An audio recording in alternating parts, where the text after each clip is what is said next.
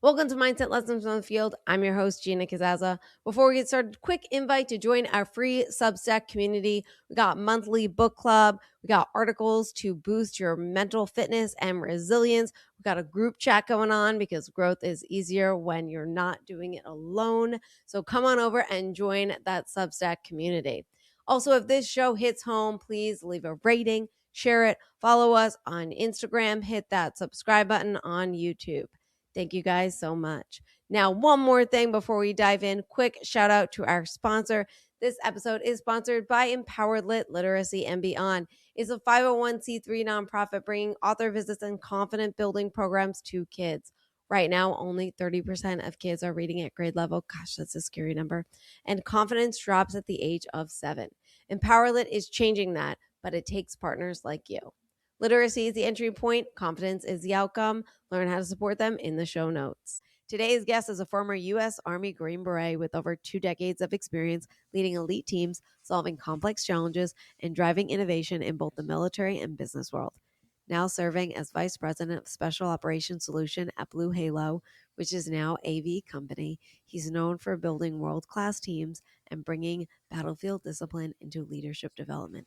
Ladies and gentlemen, I'm really excited to introduce you to Justin Litko. Justin, thank you so much for being on the show. Yeah, thanks for having me. Appreciate the opportunity. I'm really excited to talk to you. And I have some questions because we did do a little bit of talking briefly before the show, and you said something that I had to write down and we're going to revisit it.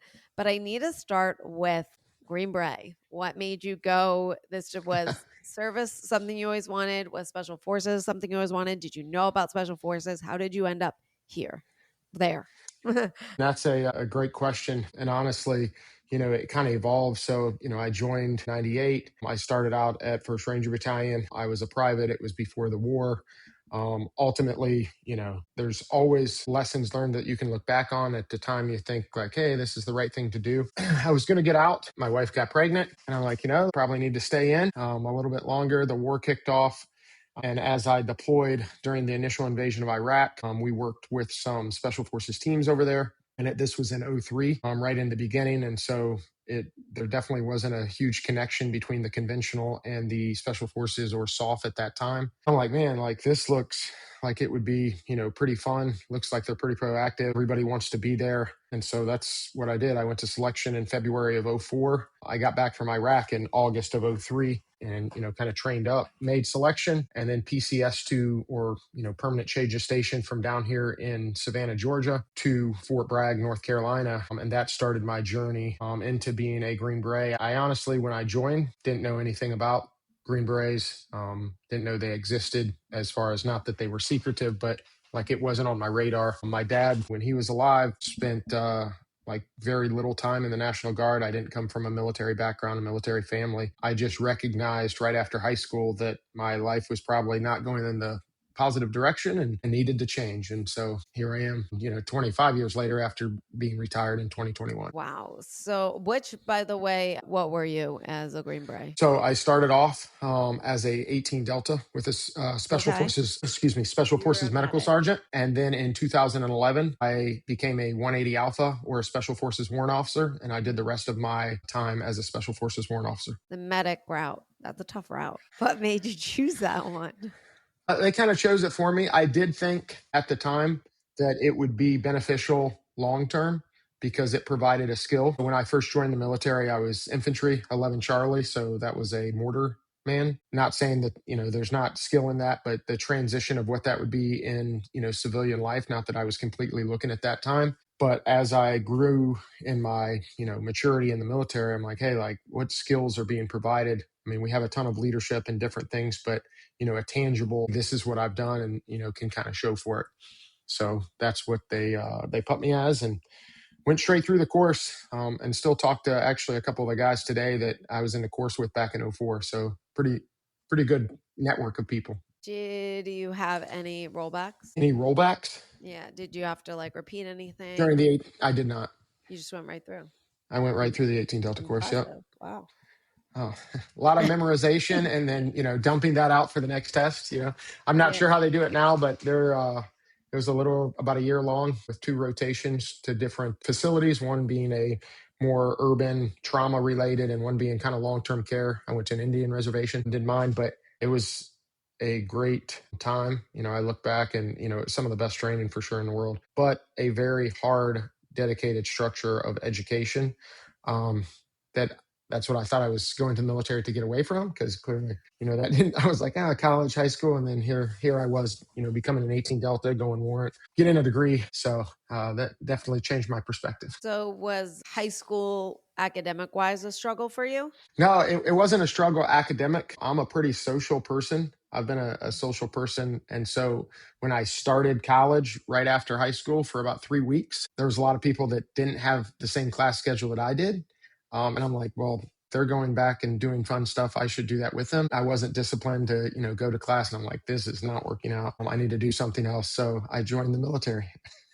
Just very transparent. That's not No. a lot of forethought in that one. Yeah. So how was it for you in terms of building that discipline then? Because now you're going into a place that's completely struck. Do you think that it's easy though? Easier because you have someone telling you, like someone's on you to get up a certain time and do certain things. I mean, for me, I feel like that makes it, there's so many times in the business world, because as an entrepreneur, like running your own business, I'm clueless all the time. And I'm like, I just want somebody to tell me what to do. I'm like, why can't someone just tell me? Or like, that this is going to get me here, it's going to get me there. And it's just not linear, And I'm just like, I want it to be linear.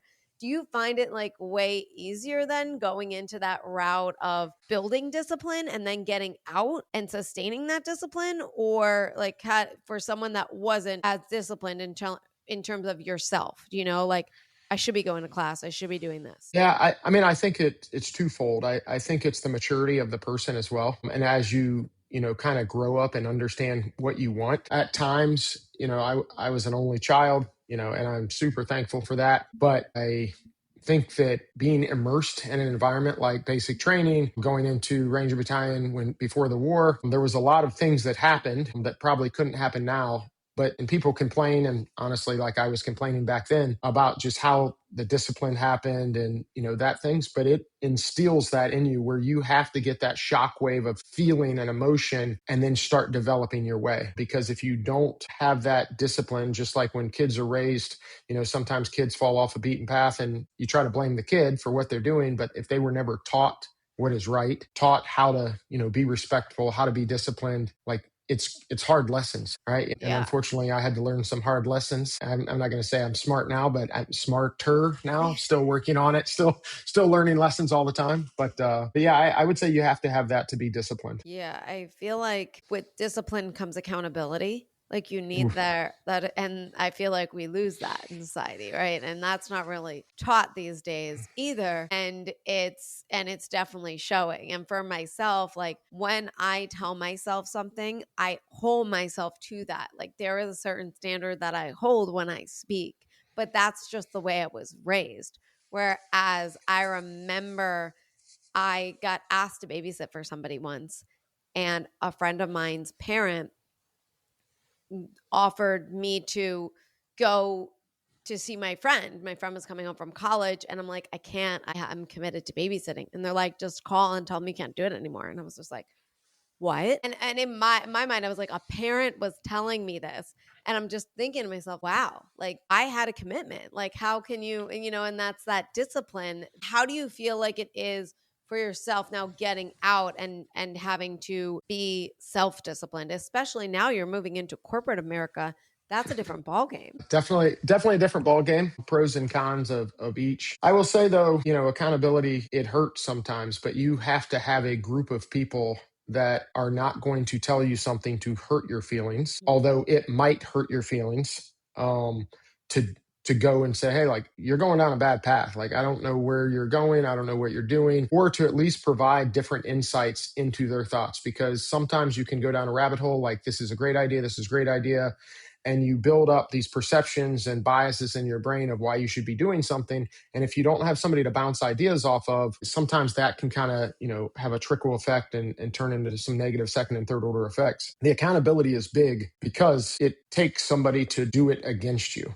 in a sense, right? And I've always said, I try to hold myself accountable, but at the end of the day, being a Green Beret, being deployed, many times, sometimes you have to make things work, right? You're not always going to have what's needed.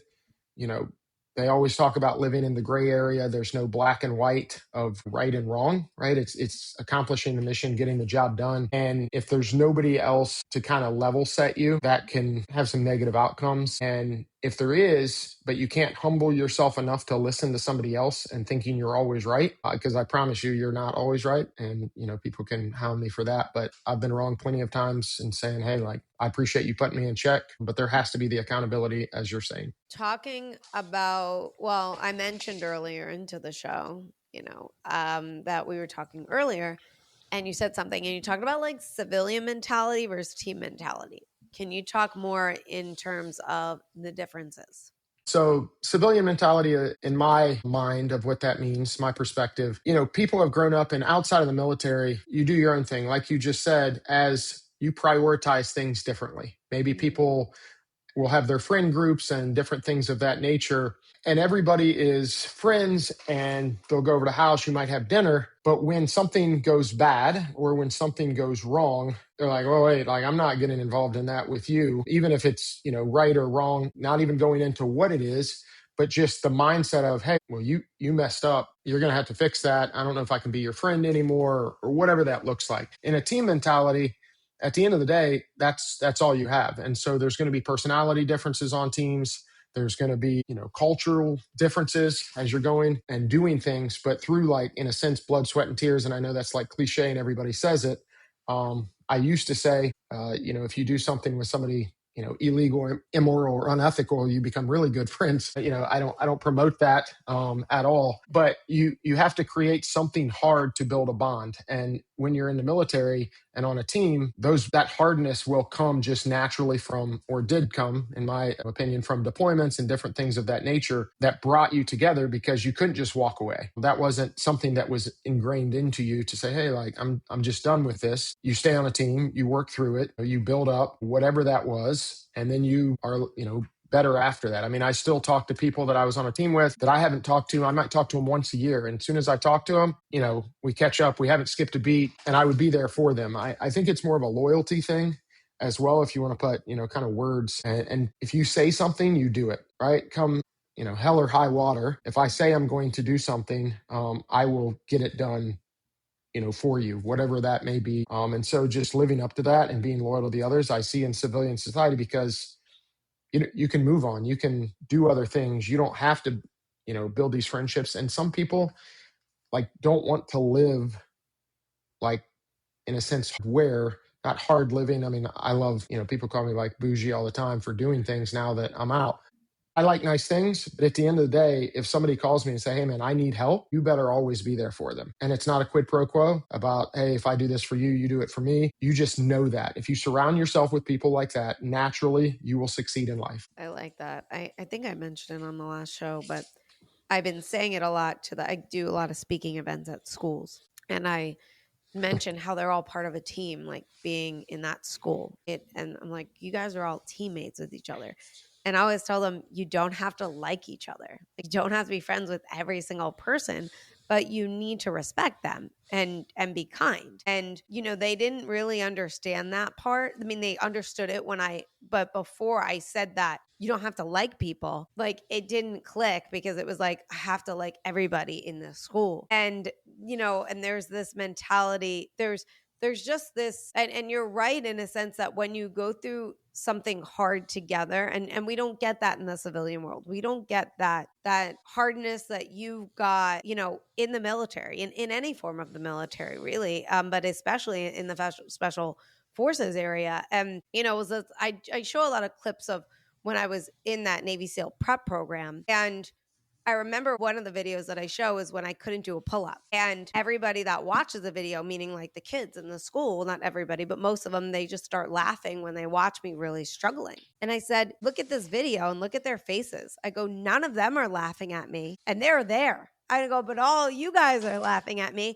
and look at what they did. And they ended up helping me and assisting me and stuff like that. And I realized, like, We don't do that. How can we build a more team mentality without having to join the military, essentially? Yeah, I mean, I would say there's a lot of things out there that I have seen in my civilian life that, yes, it's not going to be at hard. You're not going to get shot at. Well, I mean, hopefully, depending on what part of town and where you live, I'm not definitely promoting that. But, there's run clubs, there's workout groups, there's these Spartan races, a former special forces guy, go run, right? And I mean, you could argue all day, and people can make fun of different things. At the end of the day, it's promoting culture, bringing people together, and making them work through problems that they might not have done before. And so I think that, it's hard to build that same relationship with people that you have, in the civilian world as I've gotten out. But you have to find the right mentality. You have to have, a diverse friend group. And again, going back to, you have to listen. And sometimes what you think and what your experiences have been in life are different. And that's why people think differently. And so you have to not just discredit what they're saying, but listen to the why of why they're saying it, what made them experience that, and then kind of bridge that together. Going back to the kids in school, they were laughing. And just like you said, nobody on that was laughing because the people there that was probably with you when you were doing that training wanted you to succeed. So encouragement. I mean, there's one person I text every morning, whether it's, I forget about it, whether it's between 6 and say 9 a.m. when I get up to go work out. And I'll text this person. I say, hey, like, time to work out. Let's get your day started.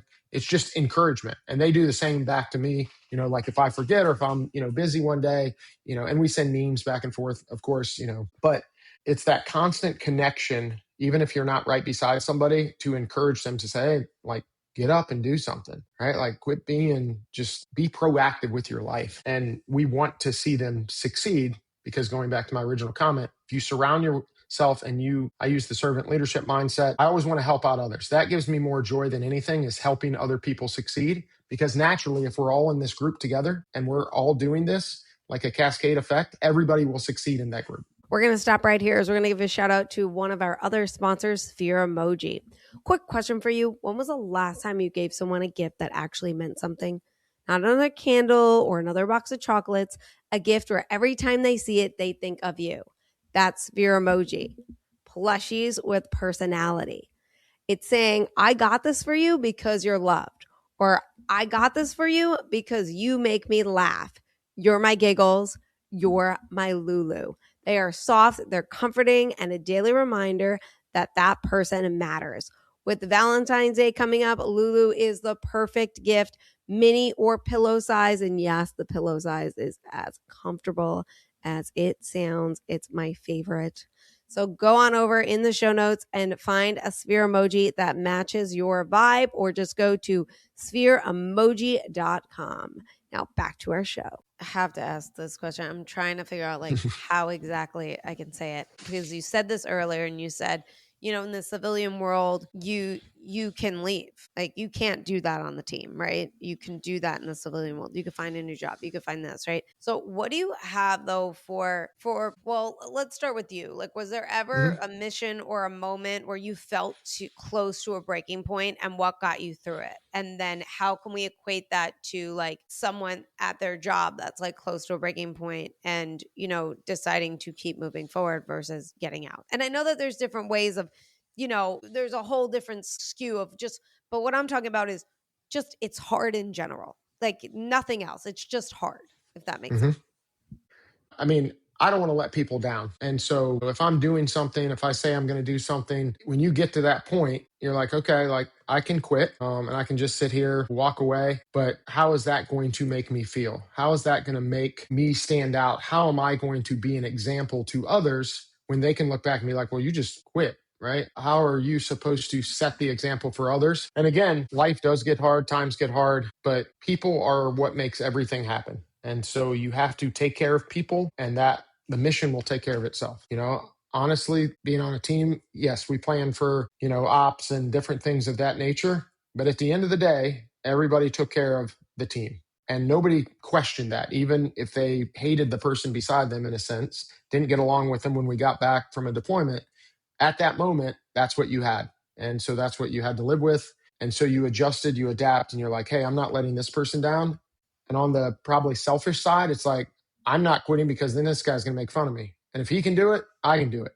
If I'm running a 5K race now, I'll see somebody up there and I'm like, okay, well, I got to catch them because I can't let them beat me. Granted, tons of people beat me now when I run, but you always want to take that next step to try to get better, to try to say, hey, you can do this mentally in your brain. It's not easy. There's no magic fix, but you have to find something that you appreciate so much that if they knew that you quit as a person or just internally, that they would be let down, and you have to care for that person so much to be like, I'm not letting them down. Like whoever that is, doesn't have to be family, because I don't consider just because you're blood related, you can have that person that you've known your whole life, and that's what it's got to be, in my opinion. Looking at young leaders today, what do you think they need to develop the most in terms of mindset? Like what mindset do you think that they need to develop most? Ooh. Respect, different ways of thinking, sacrifice, and that things aren't going to just be handed to you. People can look now, and I mean, even people say, right? Like the reason I am where I'm at today is because of other people. Mm-hmm. Yes, I did it. I went through things, we've been through things together, but what has made me has been other people mentoring, and me being humble enough to listen to them. Humility is a huge aspect, and just getting, I say getting hard. Take constructive criticism, not like everybody's after you, but they're trying to help you grow. I think that last one right there is a big one. I mean, even for adults, I also feel like the era of social media is not helping in terms of, being able to handle criticism, and also our defenses are always up, and also our self-esteem is way down. That doesn't help at all. If we had a high self-esteem, you could take it a bit more, but being, in this digital era, it's an interesting, I guess. Let's talk about like leadership then, in terms of what separates a good leader from a great leader.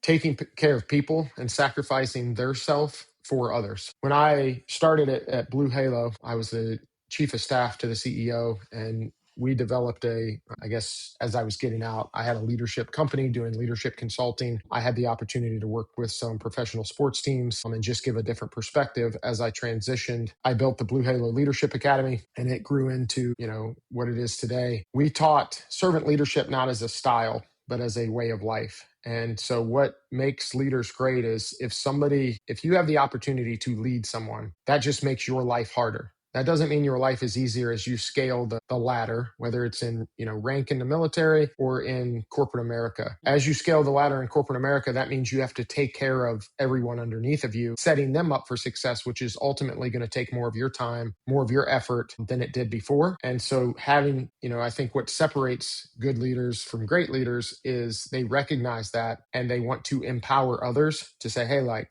I'm here for you. I'm here to help you grow and help you build. And they're going to have down days for sure. But ultimately, you can't be a servant leader 100% of the time. Although that would be the ultimate goal, I don't think it's feasible, because you definitely have to take time to yourself. You have to recharge. You have to get that from somebody else to kind of fill your bucket back up. But if you strive to take care of people every day, everything else will take care of itself. So I think that's what separates the leadership. You said something interesting. I hope I caught it right. You mentioned before you got out, you were building your company. Is that what you're saying? Yeah. You knew. So you, from what I downloaded, you had an idea of where you wanted to go when you were getting out. A little bit. So everybody, I would say not everybody, a lot of people, they do leadership development. And I think that was a great arena because it's something that you can promote others about. Too many times you see people in contracts and different things as they get out, and they're working whether it's security or anything, and all of that is great. But going back to the kind of the culture and the team mentality, I don't think we should ever discourage somebody from what they're wanting to do. And we should be promoting others. And so sometimes when you step in the competitive space for contracts and different things, people start taking jabs at each other. Oh, like this guy sucks because you should give me the contract because I'm a better, whatever that is. I feel with leadership development, and I still feel this, but at that time, where companies that are successful, teams, military organizations that were successful, they always bring in multiple different leadership perspectives, different speakers, different backgrounds. And so when I got out, I'm like, hey, like I can promote everybody because it's not just about one perspective. And so I, again, had the opportunity to do that. And as I was building that, I got a job with Blue Halo, and Jonathan let me build the Leadership Academy, but he said, hey, you got this going. Would you be interested in a job opportunity? And at that time, having something more stable, I was starting right off the ground. I'm like, yeah, it's great. And so when I became his chief of staff, I built the Blue Halo Leadership Academy because that was something that I'm kind of passionate about, not necessarily the strategic visions, which are definitely a need for, but kind of making people get along in the same space, working through problems, kind of on the tactical and operational level. Would you say it made your transition easier from getting out to, because you had this, or like was it an easier transition, or how was your transition? Let's start there. Yeah, so transition, I would say right now I've been out a little over 4 years, almost 5 in February, and it definitely has been a learning environment. Taking everything in. It's different. It's an unknown. You have to kind of walk into it with an open mind, what you sometimes perceive or are told, because a lot of people that do the transitions, and I think they're great in the military, some are not great. I won't go into that, but if they're just making you fill out forms or saying, hey, like, what do you want to be? Write it down on a piece of paper and you have to have it to me before, I'll let you sign out of the Army. I'm like, okay, that really doesn't help. But they give guidance, but nobody has walked in those steps. Creating your portfolio of people, one of my mentors said, hey, when you're getting out, LinkedIn, you're going to friend request probably all your buddies on LinkedIn that have it. Some people won't, but he's like, venture out, because you want to build that same network of people that you have in the soft community in corporate America. Because just like all of us, I would say Green Berets, especially, if you name a Green Beret and I don't know the person, through a couple contacts and what group he was in, like I can find out like who he is, what he's doing, stuff like that. Same thing in corporate America.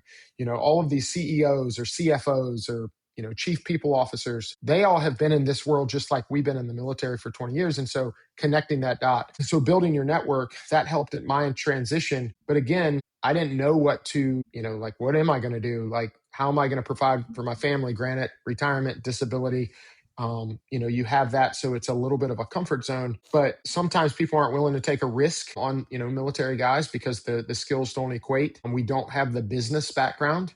We definitely, I would argue, have the leadership background and we can lead people, but it's like, hey, are you willing to take a risk on this person?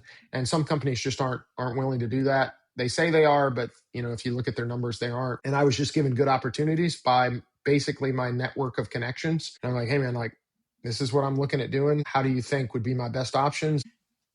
One guy in particular, his name's Jonathan Moneymaker. I'll say it on here, but he took a risk, and it's been all uphill. He's probably he probably was hitting himself in the head sometimes with some of my things, trying to learn and go through that, because some things that are simple to other people are not simple even to a adult getting out of the military that has known that their whole life, that transition period. And I still learn stuff every day, of how to present in different environments.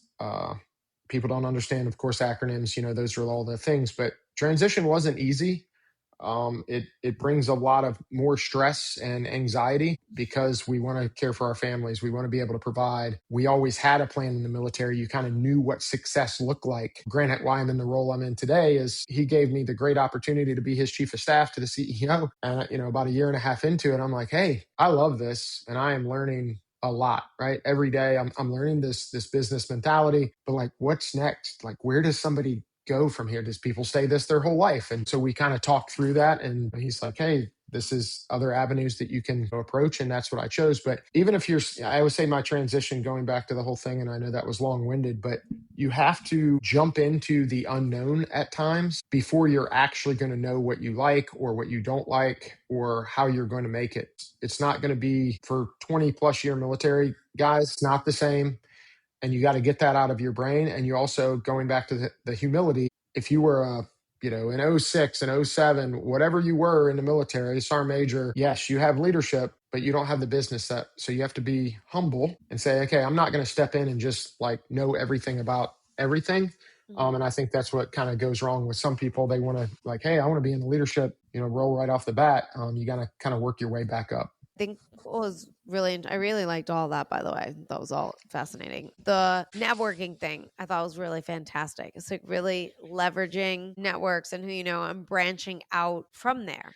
And that I think is crucial for anybody that's listening to the show and that is also interested in exploring different avenues and paths and also meeting yourself where you are because you didn't know things like presentations in different rooms and things like that. What would you say, your biggest learning curve struggle?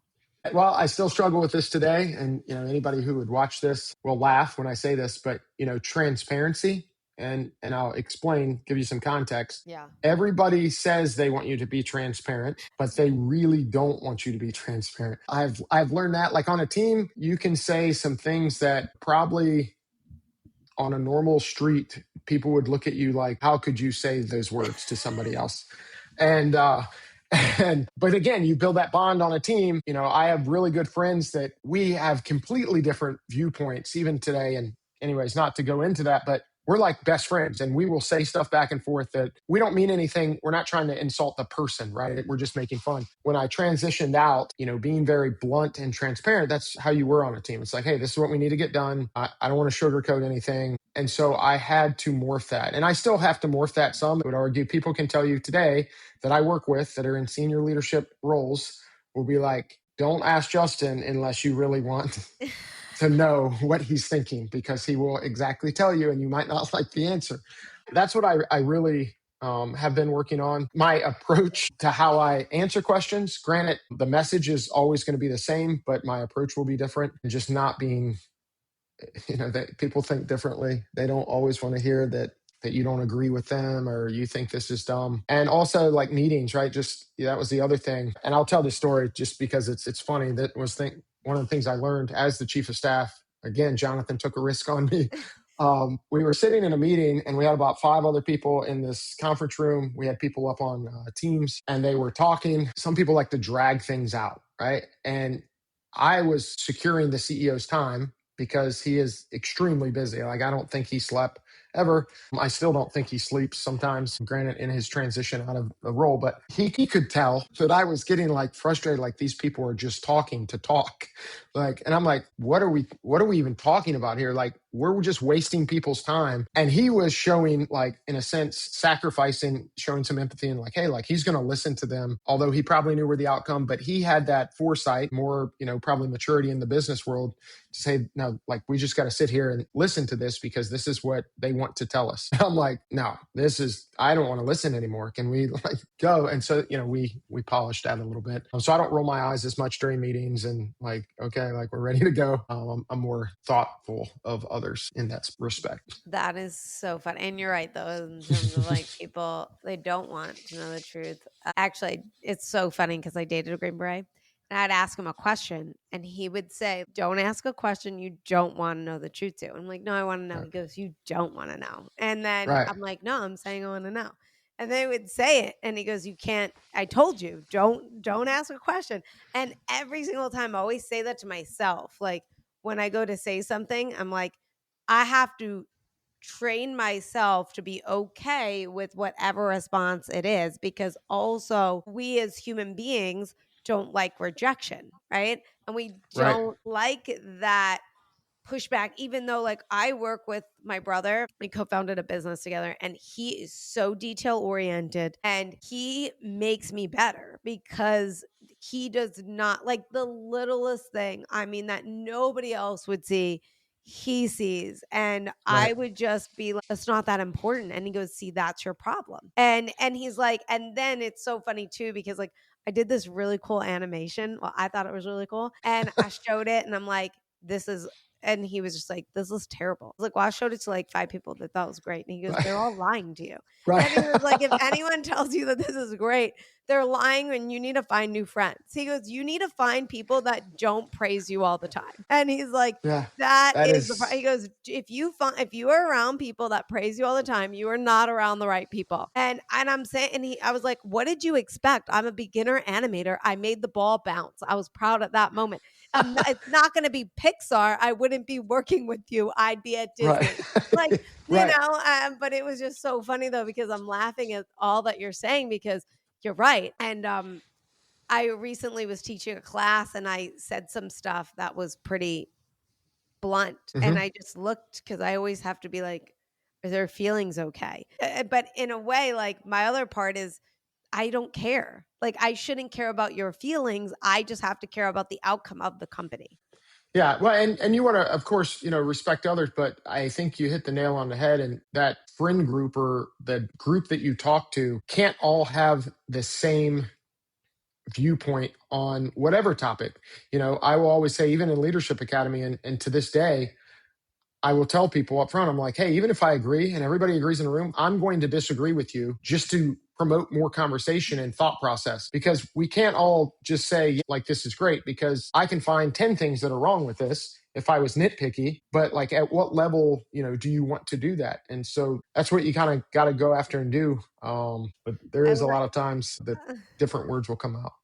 I like that. I will say I run a nonprofit right now and I have different board members, right? And I always get these questions on grants, like how diverse your board is. And it always bothers me because it's a multiple choice question. It's not like Mm, whatever. ex- But when I do get to explain, I'm like, every single person brings something different to the table.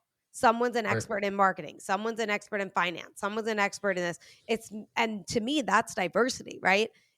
It's not what we look like or what our religion like or anything like that. And yeah, that is a form of it. But for me, running a company, that is not important to me. It's your skill level, and what you bring to the table in terms of different. And also, I want somebody that thinks a little bit differently. I don't want Mhm. somebody that thinks exactly the same. Like you said, you want that pushback because it's going to get you that out of the box outcome. What would you say then is the biggest leadership mistake that destroys teams or companies?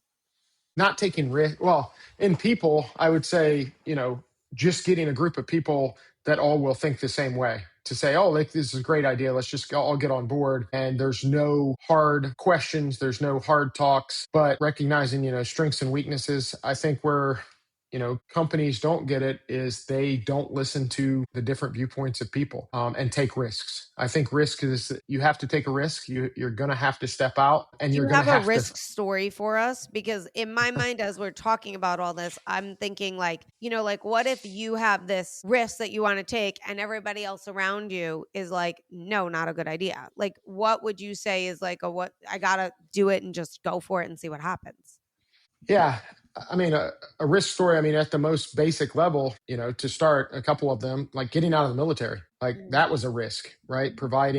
Stepping, I had the kind of leadership consulting company, the LLC, going and talking to different people. I'm like, hey, I could go into corporate America, but that was a risk, because one, who's going to take a risk on me? But two, am I going to succeed? Is it going to work out? Like, how am I going to make this work? What am I willing to withstand mentally as a person? Because, that plays a lot. If your work is just driving you insane, right? You have to take a risk and leave, right? Leave that position regardless of what's happening. You have to make a way to work. But I would say risk is going after new opportunities that you can't plan out, like that you are not in control of. So if an opportunity arises, I help out a couple, nonprofits. I've been fortunate enough to work with them. And as they're doing things, as you meet people that, from say corporate America, I was in, and they were like, hey, do you want to, have a call on this, or do you want to, meet up? That's outside of my comfort zone. I'm like, oh, like, I don't know what they're even talking about. Like, I'm going to look like an idiot. Um, but you do it. You're like, okay, like, well, I've looked like an idiot before. And going back to that boardroom, right? I think people respect more in corporate America, although they might make fun of you. Again, going back to humility, maybe they won't, but ask a question. Like, you might not have a clue what they're talking about, but don't try to fake it so much that you go along with something and like, oh, no, I know what you're talking about, because people will call you on that. You're like, well, okay, can you explain this part of the business or the product? And if you don't know what you're talking about, you just lost credibility, and your word then doesn't matter. So when you speak, taking a risk, don't be afraid to, I have no idea what you guys are talking about. Can somebody explain? And I used to say that so much of the fact in the beginning, I'd be like, hey, like, I'm the stupid guy in the room. Can somebody like go that? And he's like, okay, he's not stupid. And I'm like, yeah, but I'm just trying to learn. Always be wanting to learn. I think that's a risk in itself, because some people will say they got it all figured out. I will argue those leaders, those companies to say, like, I know everything, you don't see those around. You got to constantly learn, constantly evolve, and constantly go into unknown areas to grow. And lastly, I will say you have to fail. You have to make yourself fail to grow, because if you don't, that's a risk, obviously. And I'm not talking catastrophic, like, you do something that, could get you killed. That the military was that just based off of like combat. But even, in boardrooms, you have to push yourself to know your limits. If you don't push for, hey, I want this next position, and somebody be like, hey, like, you're not ready for that position. That's your opportunity to say, okay, well, how do I get ready for that position? Can you start setting me up? You might do it. I've been in plenty of things. It's like, oh man, like, that was a bad decision. I got to reflect on that, but be willing to say, hey, like, I was wrong. This decision didn't work. Let's regroup. Let's move on now. And the quickness and agility of that is what makes, that risk come to life, and success then will come after. We talked a lot about the differences in terms of translating from special forces into business and the struggles and all those others. What's, I guess, translated immediately? Like, what skill worked really well? And I know you mentioned leadership in the beginning, but was there something else that was perfect for being in the business world? Well, I think what shows over time, and not right off the bat, is loyalty and credibility, and your word, right? Because you have probably and I'm not saying this to all, I don't want to get bashed. I mean, not that I care to get bashed, but I'm not saying this about every person in civilian America. There are a lot of good people out there that will hold their word and things of that nature. But when you play the political game, people play that, they want to rise to different positions. The backstabbing, the talking behind people's back and things like that will naturally happen, from others. I would say going in with the mindset, and what helped, I believe, me succeed is my credibility, my loyalty, and my consistency. If I say I'm going to do something, it might not be, like the corporate business way, but I will get it done without breaking any rules. I will find a way. And if I tell you I'm going to do something, I'm going to do it. That's more of a cliche in the beginning, because you have to prove yourself. Right. And that's where the time comes in, where I say people just want to step into roles that are probably great people. They're great leaders. They have all this knowledge, but nobody knows them. So you're an outsider again. And so you have to rebuild that. What the military taught me is interacting with different cultures, different people, different opinions. And that's what you do. That will make you successful, because people don't do that. Listening to other people and why they're saying what they're saying will explain everything. You don't even have to ask questions. People will just tell you what they want, whether it's sarcasm or not. And if you just listen and actually digest that, I would say that's the biggest thing that helped me, succeed. And if you call this success, I would say that I've had a lot of opportunities, and I appreciate those. I'm still learning every day, but here I am almost 5 years into corporate America, and I enjoy it. How long would you say? Well, I know it's different for every single person, because obviously, like, if you come into a company and like a month later the place is on fire and you save it, the trust is going to get built, right? But for you, like, how long did that trust take? And was it like, you had to individually build that with every single person? You're going to have different levels with different people, right? Yeah, of course, you're going to find the people that you kind of click with a little bit, that you're closer to, that you have more in common with, but everybody is different. And so as you're stepping into that world, anybody that is going to affect you or has influence over you, or you think is on a good trajectory, it's always good to kind of hear their thoughts. Well, some people just won't open up and say, hey, like, this is who I am, because they're closed off, because they have played in that world where they've been burnt. And you're going to get burnt, by doing this. You're going to get burnt. You have to step past that and say, okay, like, lesson learned. here's where I want to go in the future. But I took the approach of being very methodical on my interactions in the beginning with people. Not that I would hide, who I was or anything like that, but I knew certain people operated, certain ways just by body language. And so kind of understanding that and getting to know them personally, the big, in a sense, slogan that we created, which wasn't really a slogan because we lived by it, is like build a personal relationship in a professional environment, right? I think some people are afraid to do that because, it's the touchy feely. We're just here at work together. But in my past life, in the military, you were always on it. Like we'd have team parties, you'd go to people's family, and that's who you had. I mean, that was your group. So creating that, I would always bring it up like, hey, tell me about your kids. Do you have kids? Do you have a family? What do you like to do? And they might just think in the beginning, hey, like he's just asking. But going back to if you actually listen to what they say, and then 2 weeks later when you see them, and maybe they said something about their kid or their dog or their fish or whatever it is, because they'll tell you what is on their mind. If you just ask about that, like, hey, like, I know you mentioned like your kid, like, how's your kid doing? Like that will resonate. Like, well, wait a minute. Like they actually had enough forethought to listen and care what I had to say and ask me about it as a follow-up. Like clearly there's something a little bit different. And so naturally over time, that personal relationship that you build will turn into the professional credibility, because when you have to have those hard conversations to say, hey, I don't agree with you, or hey, we need to get better together, it's not a dig on, well, he's just saying it because he doesn't like me. You already have a personal relationship, just like your friend that does something stupid, your best friend that does something stupid. And if you see somebody else do that same thing, sometimes in your mind, you'll be like, well, wait a minute, like, oh, I can't believe you did that. Well, maybe you just don't know the context, right? Maybe you don't know what they're going through. And so once you start creating that personal relationship that people feel open enough to tell you some of the things that they're actually dealing with in their life, and you build that, that helps build that relationship in corporate America, what gives you the professionalism and the credibility to say, hey, like I'm here for you. You know that as a person. Now we need to step into like the work thing and work through whatever problem that may be or success. I really like that.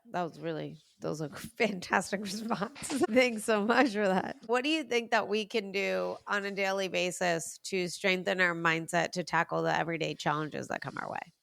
What I do, I mean, I like to work out a little bit. I'm clearly not as much as I used to. You have to find something to clear your brain. What I would say is you're not perfect. You're never going to be perfect. You're going to make mistakes. You're going to have setbacks. You're going to have failures. And you can't look at things in the moment.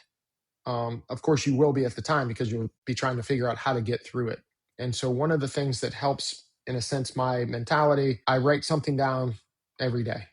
I write something down when I wake up and when I go to bed. So I have, everybody say, oh, it's journaling. You can call it whatever you want, but it's, hey, this is what I would like to get done today. And at the end of the day, this is kind of what I've accomplished. And then as that goes on, you can always look back and see your successes and failures and how you've grown and things of that nature. And then at your, just a pet peeve of mine, at the beginning of my book, I start because, of course, as you're writing every day, you just get a small notebook and you'll run out of paper. But at the beginning of that notebook, you say, hey, where do I want to be in 5 years? And then at the end of that notebook that you just journaled in for probably a month, maybe 3 or 4 weeks, you write, where do you want to be in 10 years? And as you start flipping these pages, you can go back and kind of self-reflect.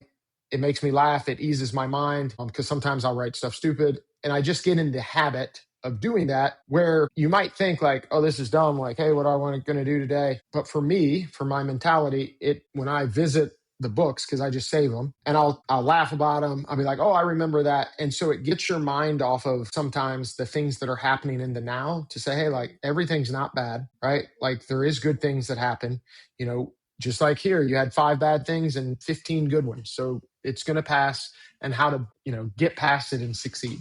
Thank you so much. And thanks for being on the show. You're really No, fantastic. I really enjoyed talking with you and all the knowledge that you dropped. It was awesome. yeah, I mean, hopefully, it helps somebody, but, appreciate the time.